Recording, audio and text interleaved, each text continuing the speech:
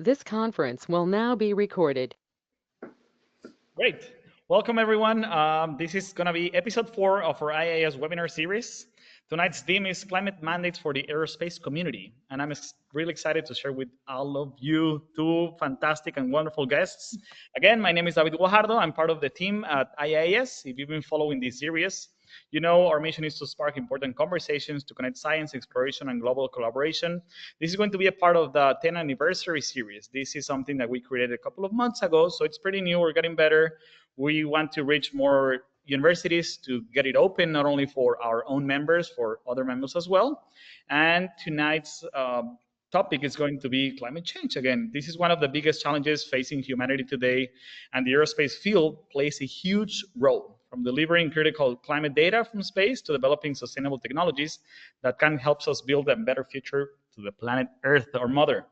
And we're joined by two incredible guests who bring both scientific depth and global perspective to tonight's discussion. First, I'm going to start with Dr. Ulyana Horodyskyj Peña, sharing Yes, perfecto. a Latin last name. Her Spanish is getting better. Muy bien, Ulyana, muy bien. Hey, gracias. She is a glaciologist and science communicator who leads science comms at the University of Colorado Boulder Climate Adaptation Science Center. She's done some amazing work on glaciers, lakes, and pollution in the Himalayas and polar regions, bringing science, policy, and public understanding. Ulyana has those sense of expeditions. Ulyana, I think you're love with ice, mountains, and hopefully you can share some of those expeditions as well with us and what your family does as well. And in addition, we have Pierre Vuaillet. He's an environmental engineer and artist who's worked in sustainable projects across 5 continents.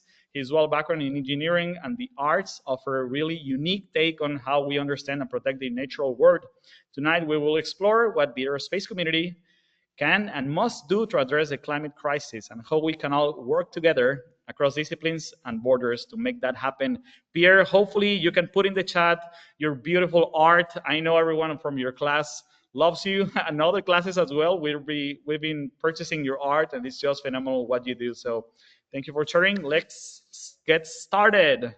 We'll have a series of questions to make this more interactive, and some of them are open, some of them are directed to some of you. Let's start with the first question. Why is climate change a responsibility that the aerospace community can ignore today? This is open. Well, like you said, it is the biggest crisis facing us right now. And so I'm coming at it, obviously, from the scientist lens. I've spent a lot of time in the field, like really bearing witness to a lot of this firsthand over years, and at this point, over decades. And so I think it's important to realize it's not a siloed scientific issue, right? Even though we might approach it as such, it does affect the entire globe. It's really, we can treat it almost as a system, right? So it's going to affect economy, security, stability, all this stuff on the planet. And when it comes to like the aerospace community, we have this unique opportunity to be the eyes in the sky, right? So I do a lot of ground-based work, but I also make use of a lot of satellite imagery. My boots cannot simply cover all that ground, and neither can like all the scientists working on it. And so there's a real big value to having a lot of that satellite imagery at high resolution and over time, right? So we have the spatial and the temporal changes that bear witness to this. Yeah, I mean, like I do totally agree with what Ulyana said. I mean, like the aerospace community has actually like some kind of a dual relationship with climate change as well. We observe it from space, right, with satellite we launch, but our activity also do contribute to climate change. And I just want to remind something, like it's a very low portion of CO2 emitted every year, but still every year every launches raise about like 100,000 tons of CO2 so per year, which is nothing in comparison with the rest. We're talking about like dot 1%, something like this. So this is very low, but still we do have an impact. And with what we see in this world today, especially last year, our friends in the United States in California have experienced it with the increasing frequency of wildfire, with the ever-rising sea levels with the extreme weather events, all visible from space, actually, right?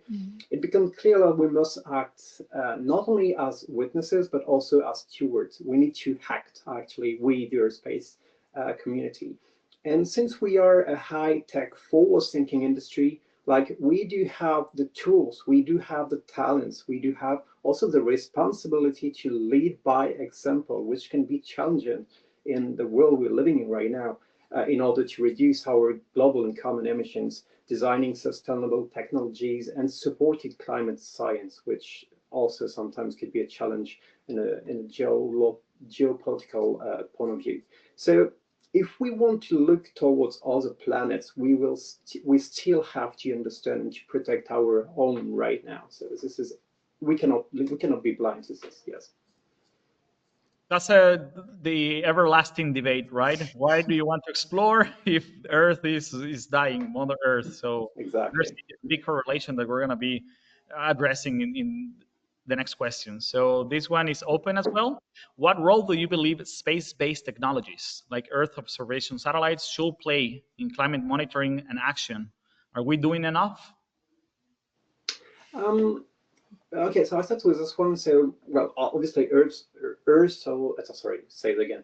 Earth observation satellites are obviously essential. I mean, like, actually, my very first job was working for the top exposed satellites in San Diego. This is where I get first in touch with actually space. It was like 20 years ago. So satellites are our highs in the sky, actually. So offering data, obviously, that are crucial for climate change modeling, for disaster responses as well, like wildfire is a good example once more, and for monitoring, like for instance, ice loss. I mean, like Ulyana can talk about this like a little bit in more detail. But technology alone is not enough. It's clearly not enough. The challenge we have today is to turn these data into actual and efficient policies, because we need to have concrete regulatory framework in order to frame all of this. And we also need to ensure that communities who most need it have access to this data, which is something we can very likely improve. So we are making a lot of progress, right? Yes, obviously we are making a lot of progress, but we are not doing enough. We need way more open source of data, for instance. We need stronger policies and environmental linked policy, which once more is a challenge, is an ever-growing challenge in to talk about environmental and our policies.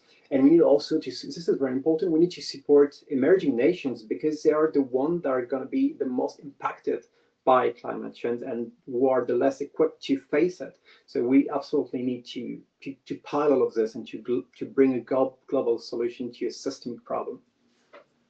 Wow, we're on the same wavelength, because those are all my talking points as well. I'm in total agreement from it. I mean, we've built like this incredible capability with all this technology, and we're continue to do so. But yeah, we still haven't built that full pipeline, if you will, from space to those ground level solutions. So that's kind of still what's missing there. We need to do more on that front. And like you were saying, we can track disasters in real time now. We have all this data collection, but then what are we doing? How are we getting that data into the hands of the people who need it most and quickest? We're talking about local governments, for example, indigenous leaders, farmers, like, because food is going to become a much more of an issue with the climate crisis. They basically all need these timely, usable insights. So yeah, in total agreement with you. We have, again, the capability to monitor and predict, but even that's at risk now in the current world we are living in. That's a risk of getting cut, especially with NOAA, and this is one, and the National Weather Service here in the U.S. That's when we need it most. And so that's what I like what you were talking about, crossing borders and having emerging nations playing a role, because they are, unfairly, unjustly the ones bearing the brunt of these changes, and they had the least to do with it. So we really do have an opportunity to build some bridges here. Okay, good. Totally understandable. One good example that you guys are putting is the access to people, let's say indigenous agricultural people. And back in last year, we went to Guatemala to the Congreso Espacial Centroamericano. And one of the finalists, we created a hackathon for Space for All Nations to allow people to come to AST 101 and give out some scholarship for other classes. And one of the participants had this idea to utilize this data for indigenous agriculture, and the point was to make it in their own native language, which of course most of the agriculture people, they don't understand English. But imagine just translating this so that they can apply it directly to growing food. It was just a lovely idea, and actually it's one of the winners for some of the scholarships. So it's in alignment to what you guys are saying. The next question is for Ulyana. Your work focuses on the effects of pollution and glaciers and snow. What have been some of your most surprising or impactful findings in the context of global climate policy? Yeah, I mean, it's stunning just how it's prevalent pretty much everywhere. And so I've had like kind of two projects going. One was pollution in pristine places, only to find out there really are not any pristine places anymore, even though I've worked in remote parts of Antarctica and up north in the Arctic. And then the other part of this project I'm working on right now is the persistent pollutants project that just recently got a small NASA grant, which is very exciting. To work with communities, and helping and collecting this data on the ground. But you can be looking at like a beautiful landscape in the mountains or just like a snowpack and think, oh, that's completely like clean. But then when you get down to that microscopic level, just to see how much black carbon, so this is pollution coming from incomplete combustion. So that's coming from our factories, cars, things like that. Even wildfires, right? So that's also that's biological, of course, the burning of the wood, but it's still, we're kind of causing it because we're causing drought conditions that are allowing these fires to rage. But yeah, finding so much of this pollution and plastics. So that's a whole new kind of thing I'm looking into recently with research is microplastics is everywhere, even in like 78 degrees south in the Ross Sea of Antarctica. Where's that coming from? And a lot of it's pretty long range. Black carbon, for example, can circulate around the globe in a couple weeks, 2 weeks only, but it can deposit because of the wind patterns a lot in Greenland and Svalbard and up in the north. And so what's surprising is, again, just how persistent and pervasive it is and how it extends just about everywhere, including human bodies now. So, don't eat the snow. Oh, and you're muted. Don't eat the snow. Yeah, well, for multiple reasons. Same goes on the river. Same. It seems to be worldwide now. Mm-hmm. Every place, like I don't know where it's not. I believe I read a document where they also find it in Mount Everest. Yeah. Mm-hmm.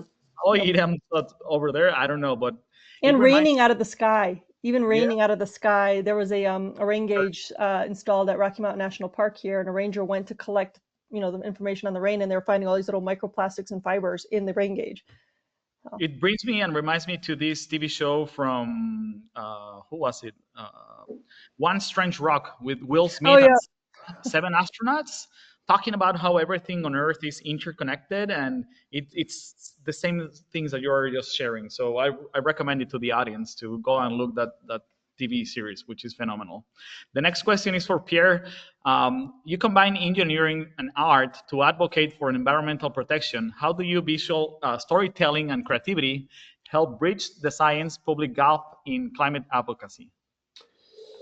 Wow. So yeah. So this is a. Do you disappear or something? All right, you got it. So okay, so this is a good one. I mean, like science has a drawback to often speaks in numbers and probabilities and dangers and risk. So this is obviously extremely important, especially for us like scientists or engineers. But it's not always easy to understand for the vast majority of people, right? So if I use art, is because art allows me and us in general to translate complex concepts into something way more human, like into emotions actually. And like a painting can evoke, like for instance, I don't know, like the fragility of atmosphere. Let's say you can paint this, right? You can take pictures actually to capture I don't know, the scars of deforestation or ice loss actually that I did in British Columbia, in Alberta, in Canada. So you can do all of this with art. I write as well, so I know that storytelling turns data into something that you can actually touch in some way, which is really important because yes, we do understand data and we can analyze this, but we are talking for 8 billion people here, so we need to be sure that all those people clearly understand the message. And arts helps a lot.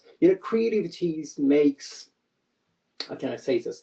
It makes the invisible visible. So when people connect emotionally to something, they are actually way more likely to act.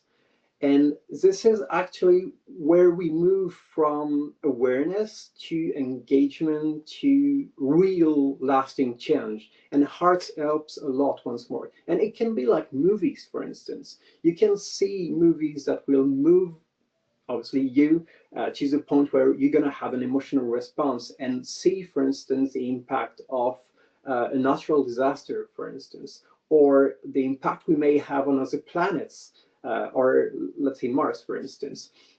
There is actually a super good movie I saw like recently called The Moon, right? 2017, something like this. So depicting actually a mine on the moon, and actually you can see the environmental impact we may have on the moon doing these activities. And I loved it because this is quite accurate actually. And I think this is a good way to help people to clearly understand what we are doing and what are the direct consequences. There is also a movie I like, which is like The Day After Tomorrow in English. It's not accurate at all, but it depicts the way that the planet could respond if we push it to its boundary in terms of climate change. Obviously, this is just a movie, it's not scientifically accurate, but I like the way that the information is presented in order for the people to easily understand the problem, And this is what I do hard, I'll give you an example if you don't mind. Last week, actually, in my job, I was evoking like an environmental impact sadly not talked about enough, which is light pollution, right? And I started all my conferences by talking about artwork I do, and exposing a artwork, how we are getting more and more disconnected to our own skies because of light pollution. And I explained it through astrophotography, for instance. How we could have taken pictures of our sky in dark place, for instance, and what happened now in cities all around the world where literally people cannot see the stars anymore because of light pollution. And it really had an important impact because many of my engineering colleagues came to me after this asking me for guidelines on how to change our lighting in the city where I'm working on for the better, which is something great, which is something I'm proud of. And I used art to do this. Pierre, this is beautiful. I always wonder where the A comes in the STEAM, right? After STEM being created, and you're just explaining it in factual examples. Phenomenal. Congratulations on that. The other one is an open question. IIAS promotes international collaboration and grassroots accessibility. How can institutions like ours better support climate-related research in emerging space nations? Yeah, I think you kind of hit it earlier about translating into local languages. I loved hearing that example, and I think more of that has to happen. And I had some experience with that in Nepal. So I was working there for my PhD over multiple years, and then I got a fellowship that allowed me to live for almost a year. And I built this Sherpa Scientist Initiative, which was working in tandem with the communities, immersing myself in the community, and then getting some of the scientific data and manuals that were created translated into the local languages so that more people can have access. So I think IIAS really has this vital role. It's perfectly positioned as bringing people from all walks of life, not just scientists as well, and then investing in training, right, of all of us. And I think it just really bridges so many different disciplines, whether you're in art, in writing, policy, science, you all have a role to play here. And realizing we shouldn't just be passive recipients of data either. We can contribute in individual ways as well. And I think through the courses that IIAS offers, as well as the experiences, we have this opportunity to collect and contribute data as well. Yeah, 100%. Go ahead. Sorry, Pierre. Go ahead. No. Go ahead. Finish it. We'll just add my point later. I was going to ask if are you some of you are aware of citizen science being applied in these fields? Is it growing? It's growing. In fact, my the persistent pollutants project I mentioned it started as just a small kind of effort of me going out and doing this, and then starting to train more and more people, and then adventurers started to come and be like, hey, we're going on this expedition, can we contribute data? And so like hitting what Pierre said also about like when you have people who are connected with it, like, and in terms of citizen science, they're actually physically maybe connected to like sampling the snow, or really like invested in learning. That really changes the narrative too. It's like connection leading to change, because they can actually feel it or have something. And I wanted to say for Pierre about the art component, thank you for sharing all that, because it's like science tells us what's happening, but art kind of tells us why it matters in some ways. You can think of it that way. And that visual storytelling can cross language, cultural boundaries that data can't. And I saw that even in my own work. I have all these graphs, I created of what was happening to this glacier in Nepal. But you know what struck people? The time-lapse imagery, all the photos showing a big glacial lake just draining like in a couple days and refilling. People are like, whoa, that opens the door to communicate the change. So. But I'm just going to make a point about it. It's just like it's a little bit out. So I will answer a little bit more detailed the question you just asked, David. But on this very point, I think like we face an enormous challenge, we the human species globally, because we are not designed actually to address global issues. Because if we were to do this, if we were to be aware of any like really critical impacts that will literally wipe out the entire human species, we will just die of anxiety. And I'm thinking, like, for instance, like, like catastrophic coronal mass ejection that could actually wipe out our atmosphere at any time. I'm talking about like massive volcano eruption, like Yellowstone, for instance, is a good example that will literally once more wipe out North America, like globally. Like I can talk about like many like pandemic, for instance, like we went through coronavirus, right? And we were not even able to address globally one answer to a very simple problem: protect the human species from extinction because of a virus, right? So we have this issue because actually we are programmed and designed to answer problems that will touch us first, then eventually our closer circle, and eventually, let's say, our family, close family, and eventually a third circle, but not really well beyond this. And obviously for climate change, this is an issue. So you need to be in contact with this problem in order to solve it. And one Ulyana just said is very important, like people doing citizen science are getting in touch with the problem. So when you connect people with the problem, they are in the first circle. So they will answer the problem globally and help solve this problem. So this is why this is absolutely critical to do citizen science, or having also this kind of, how can I say this, of action, let's say, like local action, in order to get more and more and more and more and more people in the first circle. And so then only then we can answer climate change.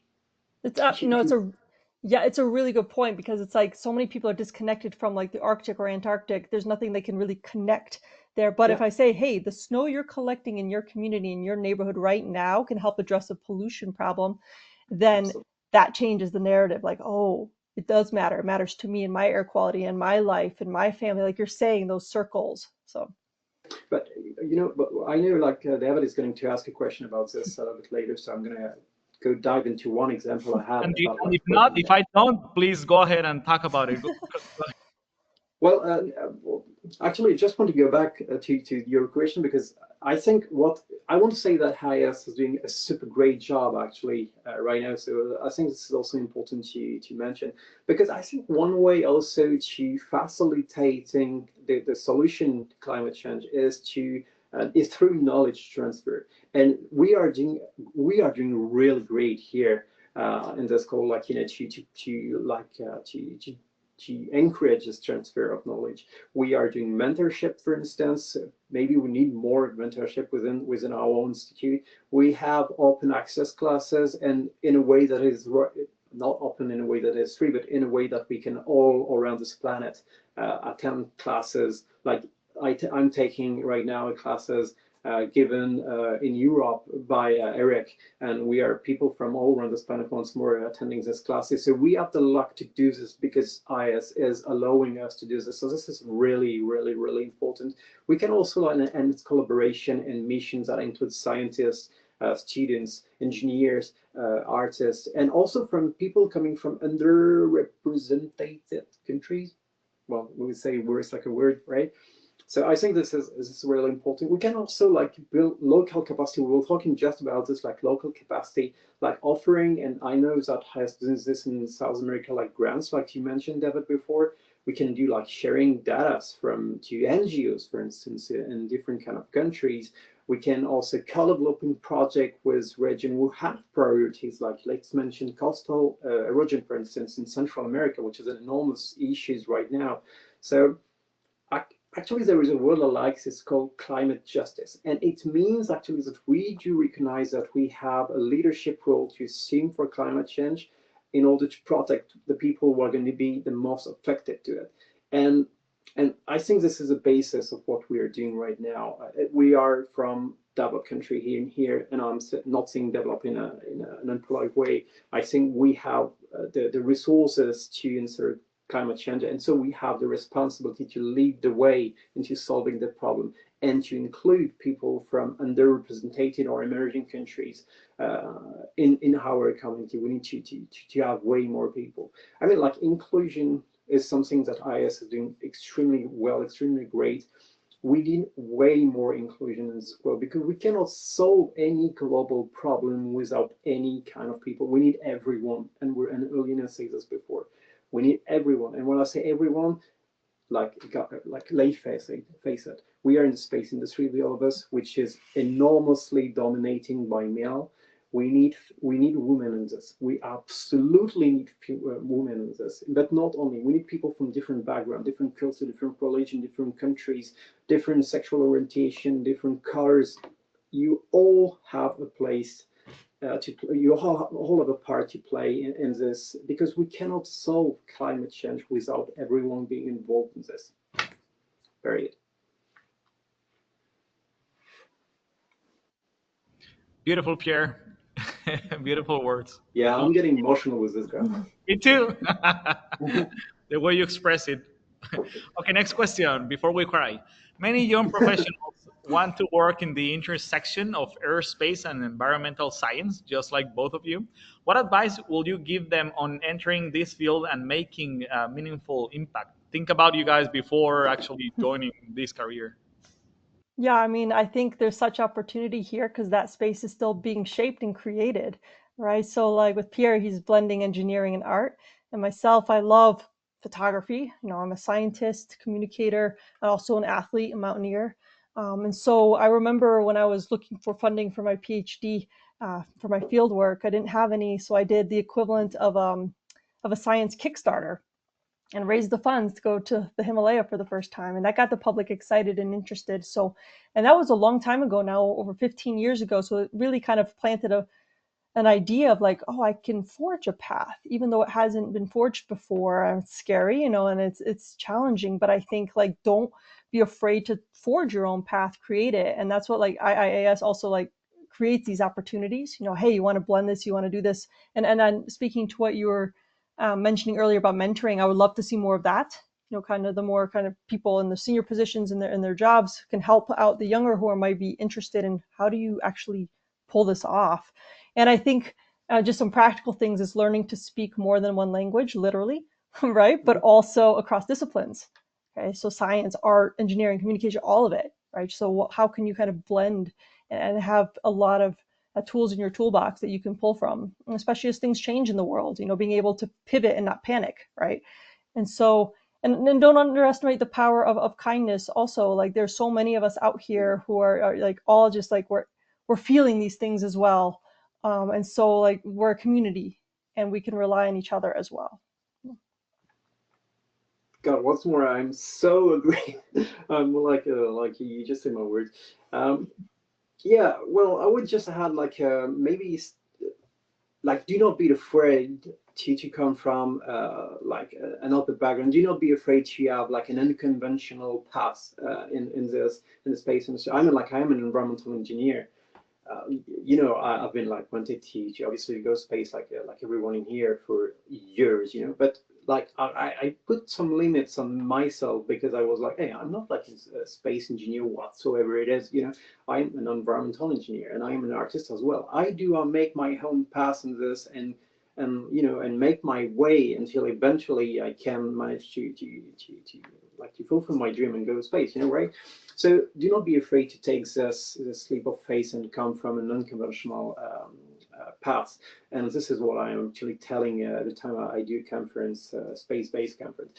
Also, you need to just stay curious, to be as in this interdisciplinary, as you can, like fusing. No, sorry, what the word for mixing? Sorry, whatever background you have is always very interesting, because once more we have more and more complex problem to solve, and therefore we need like a mix of way more backgrounds, let's say. So this is really important.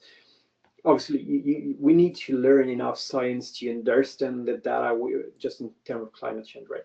To understand, obviously, the data, we need to understand the policy, we need to understand how decisions are made, and which is the case for 99% of the project I'm working for. It's always money-oriented decision making. So we need also to be conscious about this. We need to be creative people, because we cannot find innovative solution without being creative at first, which is why artists and engineering go so well together, because we need to find innovative solution to brain new problems. So the future, I believe, of aerospace and sustainability depend on people who also can think, and you mentioned it earlier, in system and collaborating around across cultures. And you mentioned it. I think this is so important, and to stay grounded in empathy and kindness. This is really important, to talk to each other with kindness, because once more, we'll never solve a problem if we're gonna argue with each other all the time. It's never gonna happen. So it is important also to be surrounded by people who inspire you. You have no idea how many people in IIAS who actually inspire me in a way that I am pushing every single day to be a better engineer, to be a better person, to go eventually where I want to go, right? So this is really important. Just don't do a mistake I did. Do not wait for the perfect moment. It will not happen. There is no perfect moment. Just jump, take the leap of faith, jump, build your own project, volunteer, try to join initiative, start small, and aim for big, right? So go for it. Yes. Wonderful. I love both of you quotes. First of all, you can forge your own path by Ulyana, and do not wait for the perfect moment. Oh, Pierre, that's terrible. I've lost so many opportunities by waiting. No. In 5 minutes, I will ask this person that, and then you go to the restroom, you go back, the opportunity it's It's gone. gone. It's gone forever. That goes It's gone for forever. projects in life, projects in work. It's just like there's no way, no perfect moment to start. It's like now.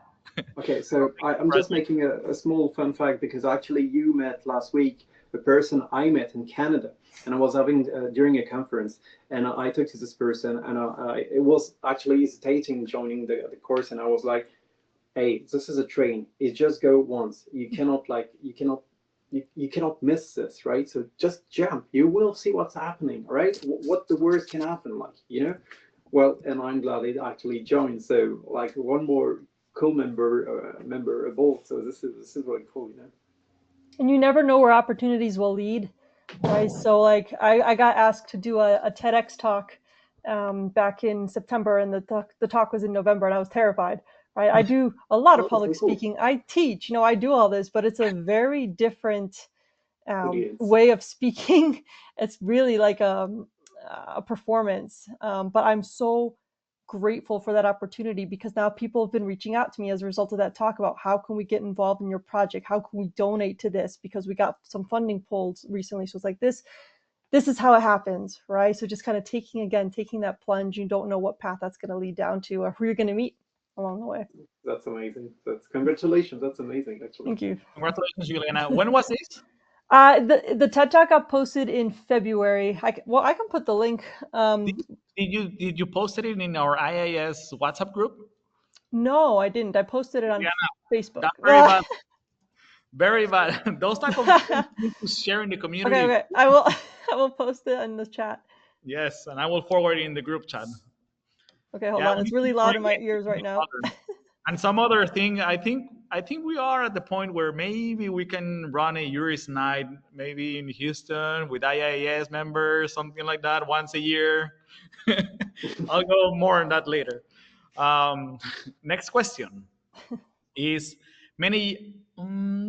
Sorry, it was for Pierre. Your global experience from Canada to India to New Caledonia, how have regional environmental challenges shaped your worldview on climate mandates and the need for global unity? God. So yeah, as you mentioned, I work in various part of this beautiful world, and um, first of all, I want to say something like I know this is hard to say even for me, and it's hard also to receive as an information, but people do not care about climate change, right? So, and this is something I've experienced everywhere where I work for a very simple reason. Climate change is a rich people problem, right? Some people around this planet do have way more important emergency to deal with, like just finding water, finding food, sustain their family. They don't have time for climate change. So this is our responsibility to change this. And each place I have been working like taught me different things. Like, for instance, here in Canada, I will just come back from what I just said a bit later. Here in Canada, for instance, I have understood like the emergency of protecting our vast natural resources here in Canada, and especially something really unknown, which is called the permafrost. Like how you may be familiar with this. This is like the part of Canada which is frozen all year long, right? And we need to protect this. Why? Because it actually store about 70 billion tons of CO2 in this area. Imagining this melts.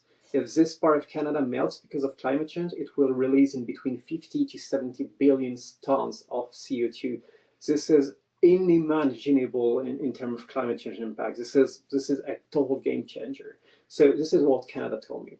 I work in India as well. India taught me so much. I mean, like India was one of one of the country I like the most. It taught me the power of community actions in dense urban areas, for instance, in Delhi, for instance, or in very remote area in Ladakh, for instance, where I stayed for 2 months, where people were like incredible and developed like very local, very smart response to climate change, very seriously, very skilled responses to climate change, and told me a lot about like the community, the work you can do as a community. So this is something I learned there.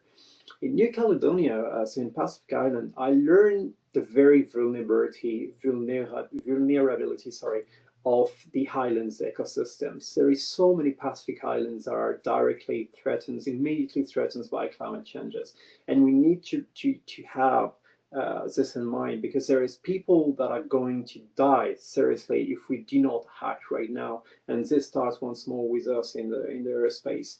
So this makes something very clear. Climate change is obviously a science problem, but this is also a social problem. As I mentioned before, I think what we have to do is we need to get people out of poverty, sorry, first. Then we can address with them climate change. And I would like to give you one example, if you don't mind. So I was working in New Caledonia, right? And I was working in a tribe, in a very small tribe, very poor tribe, in one of the New Caledonian Islands. So New Caledonia, I'm sorry for those who don't know, is just a bunch of islands very close to Australia, right, northeast of Australia. And so there is like very poor community in this. And I was working in one of this community for about 2 years. And so I was in this very small village, and there was this gentleman who was actually cleaning a tribe, right? And so he was gathering all the trashes he had and put them into like one of this big black trash bag, right? And so I was like, oh my god, cool, so awesome, like cleaning and stuff, perfect. And then he take all of those bags, put it into like some kind of a canal that were in the mangrove, right? So the water can actually reach the shore at this point. And he put them right here. And I was like, what are you doing? And he told me like, oh, but that's not a problem, you know why? Because like tomorrow it will have disappeared. And I was like, it will have disappeared. So maybe there is a ship that come here in the canal and just take the trash away or something. But no, it was because the sea were going to grab the bags and push them away from the shore, so like down in the oceans. And actually, I discovered that we brought consumption society to this people without like educating also to the impact of consumption. So I had to go with this person. We went actually fishing, and we grabbed like maybe 20 fish. I put the fish back on the shore and open it within. I opened the stomach actually of the fish, where what we can find obviously all the trashes it collected on the shore, right? And then it made the dots, and it was like, oh my god, I am actually eating a fish with an enormous tons of microplastics in there. For instance, we were talking about this, and just like trying to kindly, peacefully, gently educating slow steps by steps people to the environmental impact is something we need to do at first once more, because you could have paid someone to bring the trashes away from the tribe, so send it into like whatever, like recycling facilities or maybe in New Caledonia, but it would cost money, and those people do not have money. So what they do is just like the easiest way to solve the problem, right? So educate people, get them out of poverty, and then we can globally solve the climate change. So global unity is not optional in this, because once more we have all an enormous responsibility to assume as leaders, let's say, in order to address this very global problem for the most vulnerable communities. So this is something that my experience all around the world told me, that there is vulnerable people and we need to help them. Do you think, are we adapting to microplastics some way? What that, sir? Do you think we are adapting to the No, microplastics? we are not. We are not. Okay, so just a small point about plastics. So plastics actually have been like globally implemented in the 70s, actually thanks to a big American company, but that's not the point. So, and we actually knew the problem immediately, way before actually making plastic global. We knew it will be an enormous environmental problem, right? But whatever, we did anyway. And like years after years after years, we put people into believing that plastic is we can recycle plastic. We cannot recycle plastic. Plastic decycle. Every single time you recycle plastic, first of all, it consumes an enormous amount of energy and water, but then the plastic loses its chemical integrity step after step. So what you're transforming is a plastic, or let's say a native plastic, into a recycled plastic, which is a degraded form of plastic, which is why you have a lot of microplastic, because you evacuate chips of plastic at each time of the process. It can be in the recycling process, but it's also obviously in the normal process of a normal life cycle of a plastic in whatever you're doing. If you have like plastic recipients are in your house that you use for whatever your reason, and you cleanse them, every single time you release microplastic in your drain, right? So this is why we are having these enormous microplastic issues, and the human being are not adapting to this. Actually, we will develop ever-growing problem, health problem about microplastic. So I mean, right now, okay, because on the basis of our actual knowledge, I'm not saying that in the future we won't be able to solve the problem, but right now we are facing a really, really important and unseen health issue, global health issue. So this is something that we absolutely need to address once more immediately, and not like immediately, as Jason said. Damn, and I was proud of drinking 100% recycled Coca-Cola. When I saw that bottle, I was like, oh, interesting. And I don't know why it looks a little brownish. Oh yeah, because also depending on the plastic you are using, well, I'm not going to make a classes about plastic, but you can obviously use different kind of source of plastics. Some are biological plastics, as you can use this as well, but there's various kind of plastic you can use. Now we have actually developed some kind of organic, it's a word, but some biological kind of plastic, who are obviously way better than chemical plastics. But the better solution is not to use plastic at all. So if you want to use the perfect bottle, is the bottle you already have. right? It can be aluminum, it can be a glass, which is the best, but never buy a plastic bottle. You can, like in every of our country, we can just go to the tap and fill our bottle with water, for instance, whatever we want to. Reuse what you have first, and if you can move to long duration kind of material like glasses, for instance. Yep, we recommend the IIAS thermal. Very good. Now, Good next excitement, love it. for Ulyana. As head of science and communication at the University of Colorado Climate Adaptation Science Center, what strategies have been the most effective in engaging communities and policymakers? Yeah, that's a really great question and a hard one to answer because we try many different things. But I think the most effective one that we found really starts with listening, right? So going into communities, going to the Hill, and really you have to use different approaches, for communities versus policymakers. So instead of like leading with climate models or data charts and all that stuff, you ask the community, for example, what's affecting your life? And this is going back to what Pierre was talking about. What do people care about? Like if they're just in survival mode, they're not going to care about a lot of this because how could they, right? And so if you come at it in those communities with asking you, hey, what's affecting you? Do you have enough? Is there enough water? Is there enough water for the crops?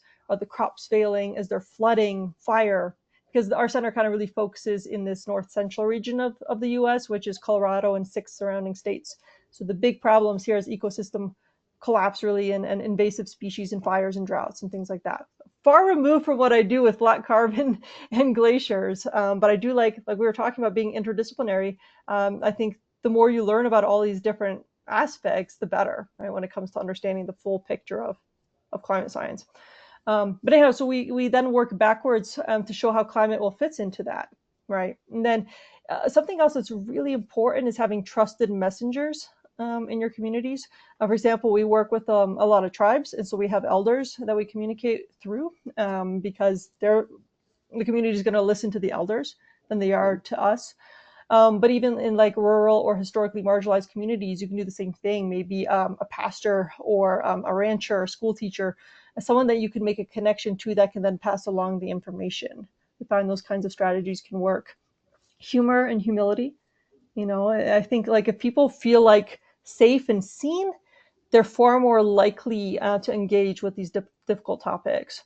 On the policy side, I mean, speaking to economics, right? Like about like, well, how much is this going to cost?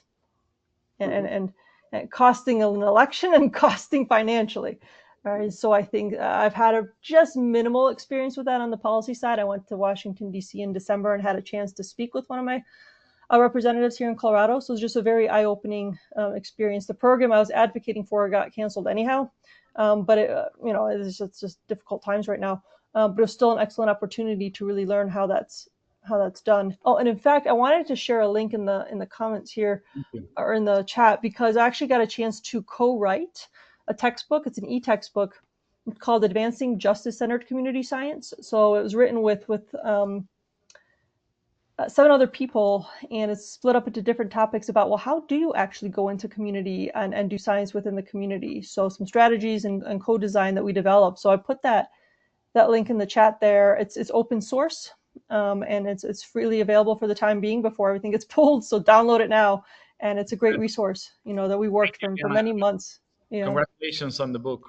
Thank you. Yeah. When I had surgery, that's what I was doing. I was recovering from a surgery and I'm like, well, I can't move right now and go mountaineering. So let's write a book. You don't stop. You cannot stop still. No, you have to work. I just really feel, and I think we all are probably all in agreement here about just the importance of this. And we have opportunity, my job went from really heavily research focused to now more heavily communication and now kind of blending both. But I just feel like there's so much power in the communication aspect of it. You can have all the data in the world, but if people don't care and make a connection to it, it won't matter. So yeah, it's very sad what you mentioned about people being not affected. They don't act. It's very sad, understandable. I think that's within human nature. In the other side, when people are affected, there's some minorities that act exponentially in something very remarkable. Like people who make huge discoveries because their son or daughter was affected with some disease and they end up finding the cure. So it's just some examples. There, I think there's a balance, but at the same time, it's sad that if you are not close to, let's say, the California fires, you don't care about water, you don't care about the fires, you don't care about the climate change. So it reminds me as well as the movie Don't Look Up with DiCaprio. Like that. Absolutely. Do you guys have seen any small country doing meaningful work? In terms of environmental protection, let's say, or climate change protection. Yeah, some country that has been surprising in Oh yeah, I mean, like I don't know. I have dozens. For example, one I love the most is the Maldives. Actually, so once more remote island, well, remote no, but like isolating some kind of islands directly threatened by climate change. And it's not all, the only. There is also many others Pacific islands, namely, who have pushed very strong policy, like local policy, in order to protect themselves from climate change. Obviously, the point is not to protect themselves; it's to raise awareness in the global community for for addressing their own issues and trying to get people connected with what these people are going to experience in the years to come. So they are making an enormous job, because it is hard, in our world, to raise your words, your voice, sorry, sufficiently high in order to be heard by the world community. So this country are making an extraordinary job. There's also countries that locally can have, like, some African countries doing great job, for instance, in terms of like fighting against desertification, sorry, for instance. So they are implementing very local but strong project in order to address very local, very strong climate change impact. So all of this initiative must be encouraged and strongly developed, because once more, this is locally that we can solve global change problems. So we are tend, especially in Europe, Northern America, to be ego-centered, let's say, in some way. We look at ourselves and believe that we are actually doing the great part of the job, which could be true in some ways, but once more, this is a global issue. So if we avoid looking for the solution provided by small islands, for instance, or smaller countries, we will not be able to solve the problem. So we need to push, let's say, we need to focus the light, let's say, on this small initiative, rather than not probably on the big way to solve the problem the way we are doing right now. Good. Sometimes it's sad that the biggest and most powerful countries are not acting the way we would like it to be, with all the resources that they have. But that's Exactly. a good example. Mm-hmm. Just as Rocket Lab is changing the small satellite launchers, it's a very, very small country competing against the biggest aerospace leaders. It's just fantastic. To close, I have a last question. And this is an open question. If you could implement one concrete change within the aerospace community tomorrow to better address the climate crisis, what will it be and why? Okay, I can take this one. Okay, first, I will do exactly what we do, like for any kind of well, just backing a little bit. So I am an environmental engineer. I work mainly on mining project, infrastructure project, railway project, or natural park project right now. In every single of those projects, and those projects are very often multi-million or multi-billion-dollar kind of projects. So there is no reason why we can do this on space. But I will just start by requiring every single aerospace missions, whether they're private or public, to include an environmental management plan and a climate mitigation plan. Because once more, this is something which is compulsory in any other big project I have been working on, wherever they are. This is a one-on-one. We need to have this, like, to address our environmental issues, let's say. And this is something which is not done right now in space. I was talking like 3 years ago with someone at NASA about like the environmental impact assessment carried on ISRE, so Institute Resource Utilization, and this person told me that NASA has carried on a study like in the 80 or in the 90, was not even sure, which is like literally billion years ago for me. So we need to have this very strong document that actually frame what we're doing, evaluating every single environmental impact, notably climate change, and addressing every single losses environmental impact, just the same way that we are doing on every single enormous project here on Earth. So this would actually ensure every step from launch vehicle design to satellite end of life planning to be guided by sustainability, right? And not only by money, which is actually what we're doing right now. So it's not just about minimizing harm. It's about creating new standards where exploration and preservation goes end to end, right? So this is what I want to do actually. Yeah, those are really, I love those ideas, great ideas to implement. And coming at it from the lens of satellite imagery and Earth observation data, I mean, information is power, right? And so if we're actually serious about climate justice, and then that power needs to be shared equitably. So how about we get rid of paywalls and make, all this data open access, and a lot of it already is, but there's a lot more that could be done.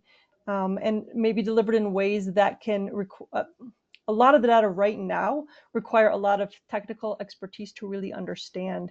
And so if we really want to be getting this data into the hands of emerging nations, then we need to do our due diligence with translating it into usable formats as well. Exactly. This was fun. Thank you all for the messages. And also I wanted to share that Ulyana, your family also does beautiful expeditions, mountaineerings, and to have the opportunity to go among beautiful people just like yourself and very knowledgeable of the mountains and the way you are going there, then I will definitely be wanting to share a link to those expeditions and invite the community. Send them my way, please, in private. Right. You can share them in the group chat.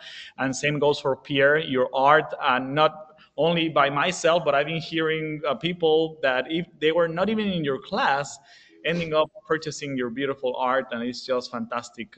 Thank you so much for your work.